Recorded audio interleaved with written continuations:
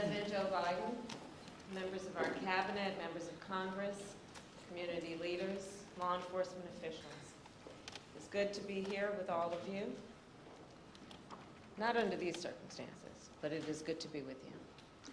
And I know, of course, that today, following yesterday, that all of our hearts, of course, are with the people of Uvalde, Texas, with the parents, with the children, with all the folks who said goodbye yesterday morning to someone they loved, not knowing that that goodbye would be their last. Enough is enough. Enough is enough. As the President said last night, we must have the courage to stand up to the gun lobby and pass reasonable gun safety laws. We must work together to create an America where everyone feels safe in their community, where children feel safe in their schools. And of course, that responsibility that we collectively have to ensure that all people feel safe in their community is what brings us together today. It is an honor to be joined by the families of George Floyd, Breonna Taylor, and many others. And I've met many of you before, and many times. And many others I am meeting for the first time. I am moved, as always, by your courage.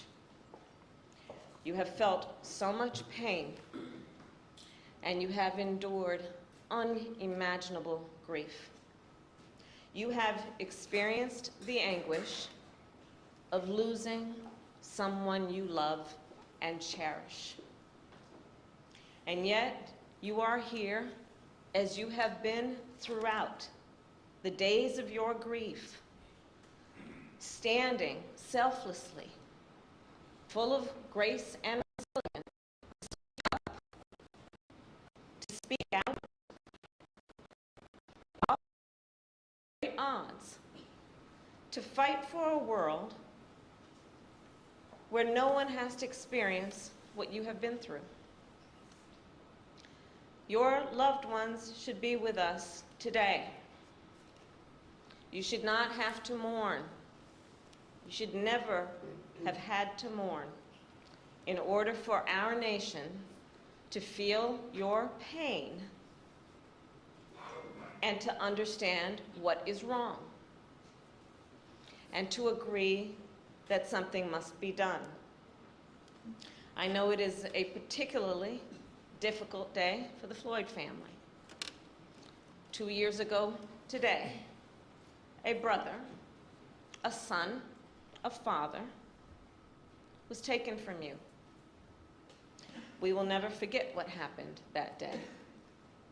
The eyes of the world, literally, were on what happened that day. And collectively, we remain horrified by what we witnessed. And we are here today in memory of George Floyd and all those we have lost to take action. The law enforcement office of our nation, well, they swear an oath to protect and to serve. And the vast majority do so honorably. Yet we know, too often, when there is a use of biased policing and excessive force, when that occurs, it too often is not met with accountability. Denying equal justice, not just to individuals, but to whole communities, and therefore to our nation as a whole. Trust between law enforcement and the communities they serve is critical to ensuring public safety. And as many of you know, this is an issue I have worked on personally since my first days as an elected district attorney and as California's Attorney General. As a United States Senator, I, together with Senator Cory Book, Congresswoman Karen Bass, introduced legislation to advance much-needed reforms. That legislation would have ensured greater transparency and increased accountability. We later named it the George Floyd Justice and Policing Act. And it was passed because of the strength of the leadership in the House of Representatives through the House of Representatives. However, last fall, Senate Republicans rejected the George Floyd Justice and Policing Act. They walked away from their moral obligation to address what caused millions of Americans to march in the streets. The critical need that a coalition of Americans were demanding, were pleading for in terms of reform and accountability. At the time, President Joe Biden and I, and all of us here, we made clear, and we vowed that we would explore every action available to us at the executive level to advance the cause of justice in our nation. In a moment, our president will sign an executive order that takes dozens of important actions to advance effective, accountable policing, to strengthen trust between law enforcement and the communities they serve, and to help us fight crime and promote public safety. This order will help protect our communities, and it will help keep members of law enforcement safe on the job. These actions are a result of input and collaboration from a broad set of partners, many of whom are here today, civil rights leaders, members of Congress, in particular members of the Congressional Black Caucus, and I see Madam Chair here with us today, leading law enforcement groups, and of course the families of the victims. We know this executive order will not take away your pain, and the pain of all those families who may not be in this room right now. We also know this executive order is no substitute for legislation, nor does it accomplish everything we know must be done. But it is a necessary and long overdue critical step forward. And once again, the President and I call on the United States Senate to pass the George Floyd Justice and Policing Act. And once again, we vow that we will do everything in our power to protect public safety, to support law enforcement, and to address this issue of racial injustice wherever it exists. And with that, it is now my great honor to introduce a man who, when he ran for president, was clear in his purpose, which was to bring our nation together, who fights every day to make sure all our communities are safe and that the rights of all people are protected. The President of the United States, Joe Biden.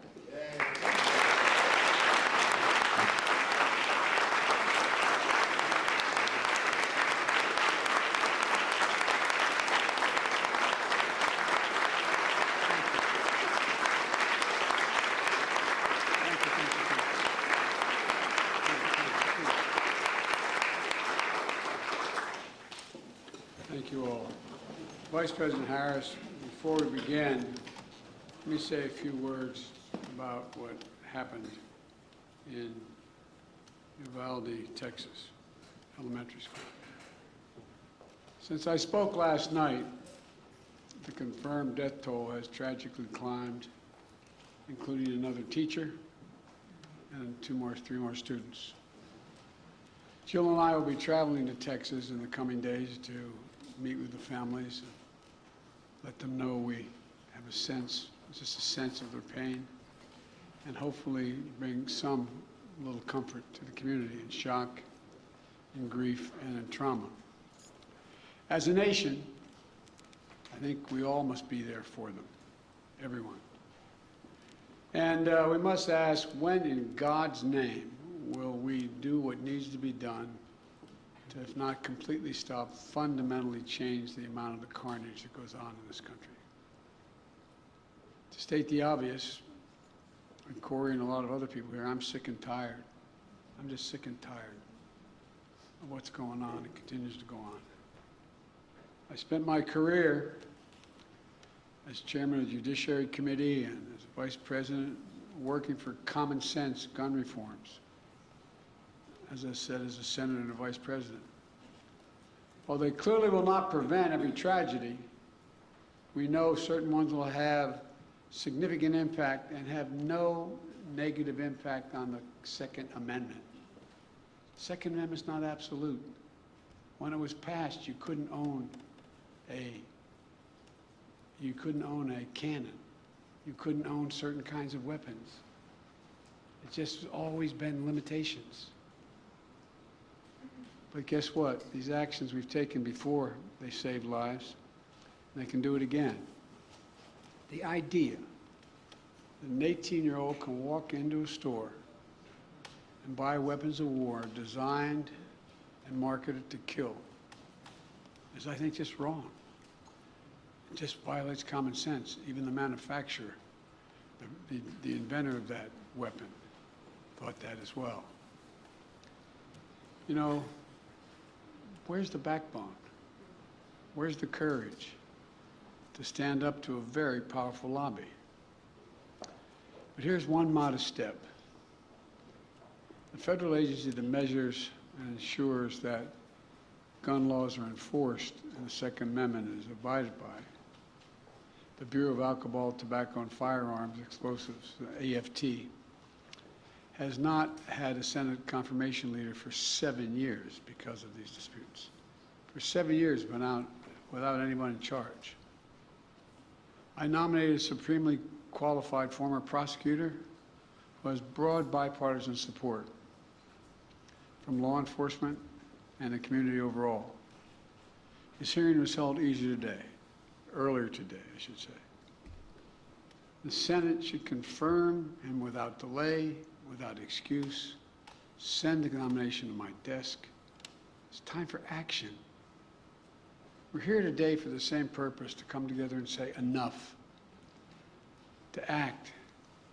We must. Vice President Harris and members of the cabinet, members of the Congress, civil rights leaders, law enforcement officers and officials, distinguished guests, especially the families missing a piece of their soul, including the family sitting in front of me and a beautiful young girl who told me my daddy's going to change history. And he will, honey. He will. They've lost a piece of their soul 2 years ago as well. You know, I know events remembering your loved ones, even though they're met with great reverence, are really hard. Everything's come back as if it was happening yesterday. But in your own ways, you've each of you, whose family's been victimized, have summoned the courage to find purpose through your pain, to stir justice that's been too long dormant, and to give hope while in need of hope yourself. That's why the executive order I'll be signing today is so important in my view. It's a measure of what we can do together to heal the very soul of this nation, to address profound fear and trauma, exhaustion that particularly Black Americans have experienced for generations, and to channel that private pain and public outrage into a rare mark of progress for years to come. 2 summers ago, in the middle of the pandemic, we saw protests across the nation, the likes of which you hadn't seen since the 1960s. They unified people of every race and generation. Athletes and sports leagues boycotted and postponed games. Companies and workers proclaimed Black Lives Matter. Students staged solidarity walkouts. From Europe to the Middle East to Asia to Australia, people saw their own fight for justice and equality, what we were trying to do. The message is clear. Enough. Just enough. Look, almost a year later.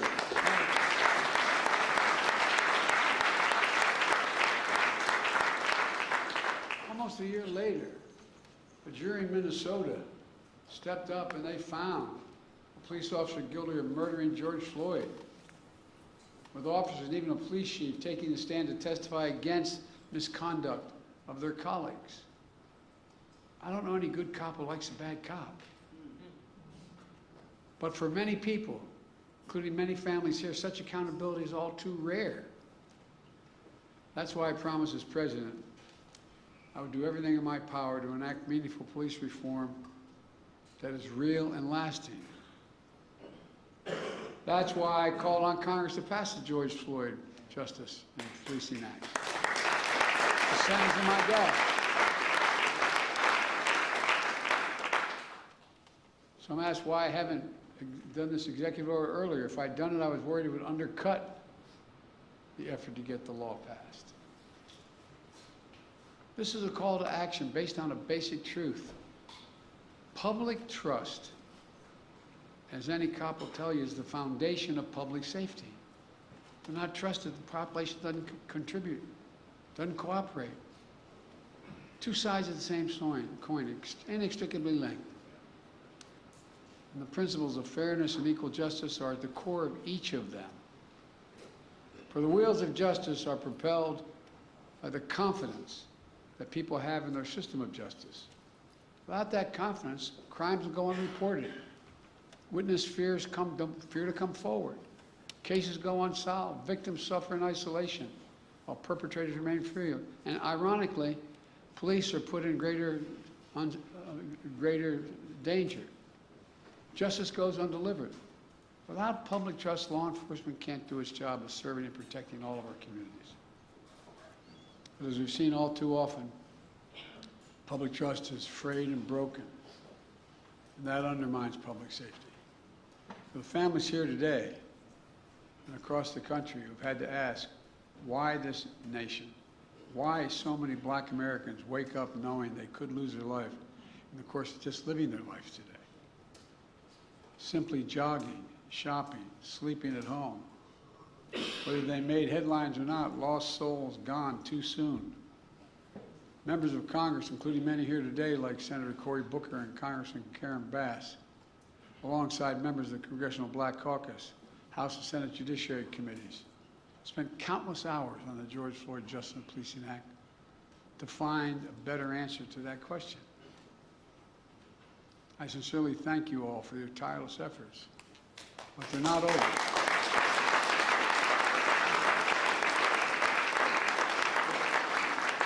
The House passed a strong bill.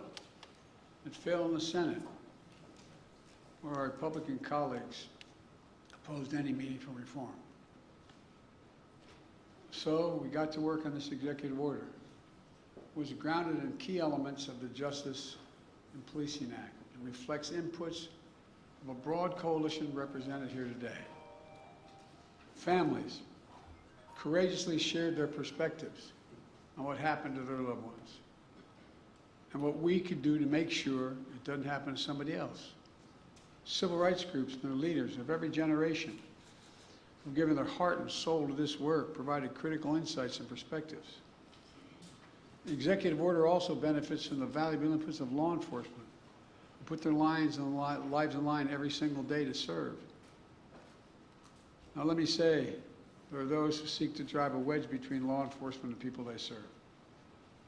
Those who peddle the fiction that public trust and public safety are in opposition to one another. We know that's not true, but it occurs. I believe the vast majority of Americans want the same thing: trust, safety, and accountability. The vast majority of law enforcement risk their lives every day to do the right thing. Their families wait for that phone call every time they put on that shield. Just yesterday in Uvalde, brave local officers of the Border Patrol agents intervened to save as many children as they could. Here today, I want to especially thank the International Association of Chiefs of Police, Fraternal Order of Police, as well as the National Organization of Black Law Enforcement Executives, the Federal Law Enforcement Association,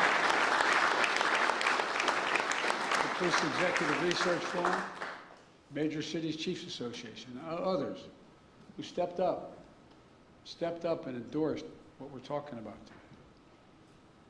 As divided as this nation can feel, today we're showing the strength of our unity. It matters.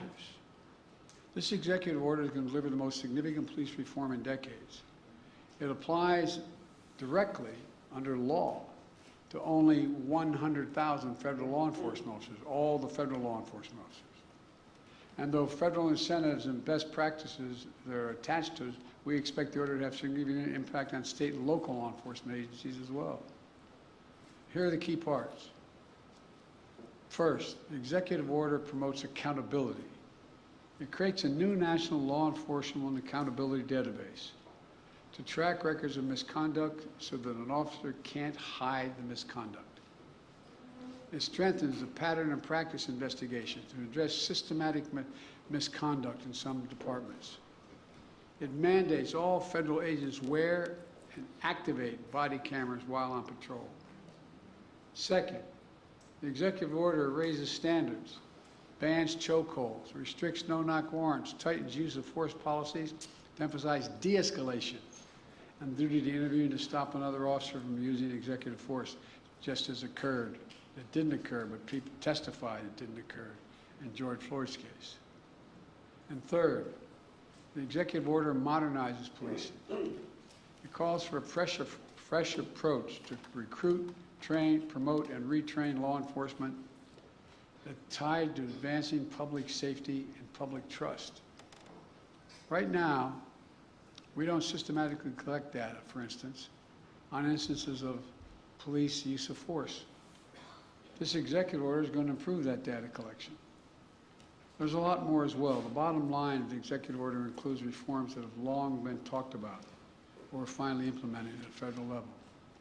And it comes at a critical time. By building trust, we can strengthen public safety, and we can more effectively fight crime in our communities. And we can do one more thing. We can show what's possible when we work together. Look, I know progress can be slow and frustrating. And there's a concern that the reckoning on race inspired 2 years ago is beginning to fade.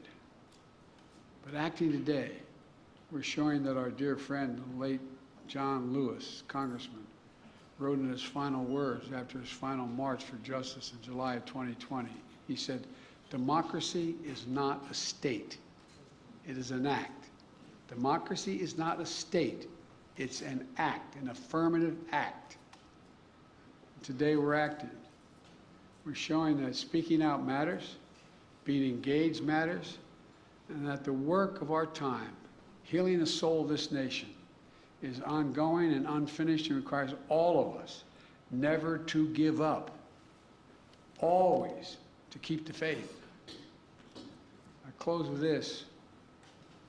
Over 2 years now, for over 2 years, we've gotten to know one another and pray with one another, not figuratively, literally. I promise the Floyd family, among others, George's name is not just going to be a hashtag. Your daddy's name is going to be known for a long time. But as a nation, we're going to ensure his legacy and the legacy of so many others remembered today. It's not about their death, but what we do in their memory that matters. The purpose. In just a few moments, I'm going to deliver on that promise when I sign the executive order. And Kamala and I will continue, along with our friends in Congress, to get meaningful police reform legislation to my desk as best we can, as quickly as we can, beyond what we're doing here, affecting states as well, directly. On this day, we're showing the America we know we're a great nation, because the vast majority of us are good people. And there's nothing beyond our capacity, nothing, when we act together as the United States of America. This is a start, a new start. May God bless you all. May God protect our forces. Now I'm going to go sign that executive order. Thank you.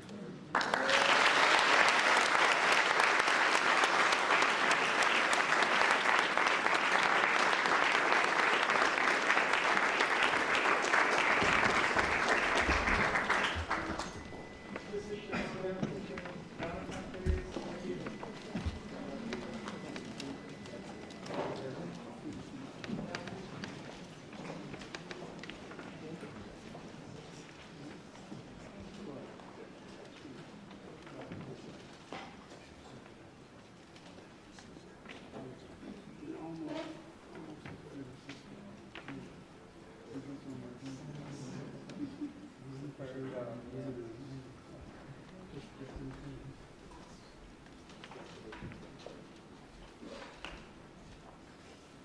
about to sign Advancing Executive Accountable Policing and Criminal Justice Practices to Enhance Public Trust and Public Safety.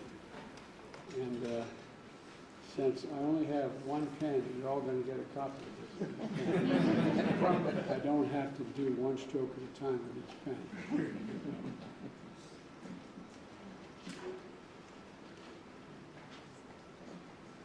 God willing,